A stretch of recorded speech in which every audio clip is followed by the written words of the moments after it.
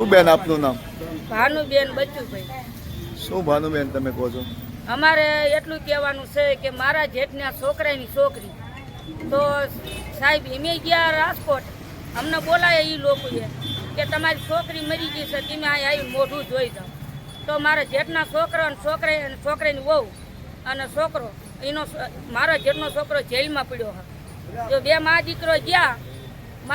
દીકરો ગયા તો મોઢું જોવા દીધું એ લોકોએ, પછી પાછા અંદર કરવા ન દીધા. આ દીકરીને કોને મારી નાખી, કોણ ભગાડી ગયું? દીકરીને અંદર ન કરવા દીધા. પછી અમને પોલીસ વાળાનો ફોન આવ્યો કે પોલીસ વાળા કે તમે અહીં આવો.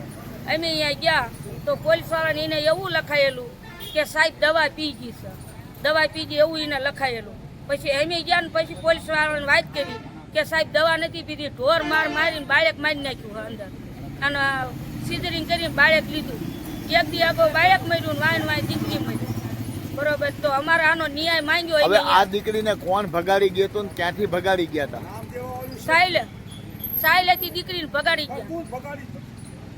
દીકરીને અજયભાઈ ગોપાલભાઈ ભગાડી ગયા. ગામ વડોદના ભગાડીને વિયાઈ ગયા. એનું અમને કઈ સરનામું આપ્યું નહીં. કેટલા સમય પહેલા આ દીકરીને ભગાડી ગયા હતા? 2.5 વર્ષ થયા. હવે આ દીકરી જે મરી ગઈ, એ દીકરીને શું સંતાનમાં કઈ હતું? હા, એક 1.5 વર્ષની બેબી છે, 1.5 વર્ષની બેબી છે અને 8મો મહિનો પેટમાં હતો. તો દીકરીને 1 મહિનો ડિલિવરી થવાનું બાકી રહ્યું. હવે આ દીકરીને ભગાડી લઈ અને ક્યાં દીકરી રહેતી હતી? મોટા મોવા, રાજકોટ મોટા મોવા રહ્યા ને, અહીંયા લઈને ગરી ગયા હતા. અમે 28 વર્ષ શોધ કરી, અમને ન ચડી. હવે બેન, આ દીકરીને મારી નાખી, એની ફરિયાદ તમે ક્યાં દેવા ગયા હતા? અમે મોવા તાલુકા પોલીસ સ્ટેશન રહ્યું ને, અહીંયા લઈને ગયા હતા.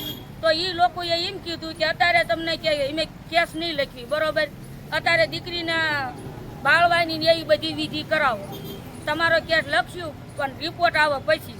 તો અમે આજ 15 દિવસથી આમ દોડવી છે. તમારી ફરિયાદ મહુવા પોલીસે નથી લીધી.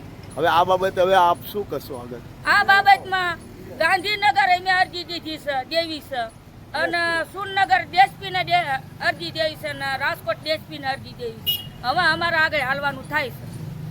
આજ ઘડી બહુ વાત જોઈ અમારી માથે કે કોને આ દીકરીને ભગાડી ગયા ત્યારે એના વર્ષ કેટલા હતા બેન?